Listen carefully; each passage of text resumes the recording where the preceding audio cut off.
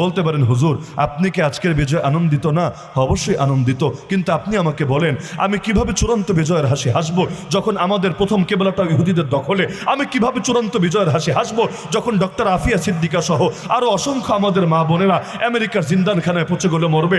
আমি কিভাবে চূড়ান্ত বিজয়ের হাসি হাসবো যখন বাবরি মসজিদ ভেঙে রাম মন্দির বানিয়ে রাখা হয়েছে? আমি কিভাবে চূড়ান্ত বিজয়ের হাসি হাসবো যখন পৃথিবী পূর্ব থেকে পশ্চিম, উত্তর থেকে দক্ষিণ আমাদের মুসলমানদের রক্তে রঞ্জিত হয়ে আছে? আরাকানে তাকালেও দেখে মুসলমানের রক্ত, কাশ্মীরে তাকালেও দেখে মুসলমানের রক্ত, চীনের জিনজিয়াংয়ে তাকালেও দেখে মুসলমানের রক্ত, আফ্রিকার মালি সোমালিয়া তাকালেও দেখে মুসলমানের রক্ত, ইয়ামানে তাকালেও দেখে মুসলমানের রক্ত, সুদানে তাকালেও দেখে মুসলমানের রক্ত, তাকালেও দেখি মুসলমানের রক্ত।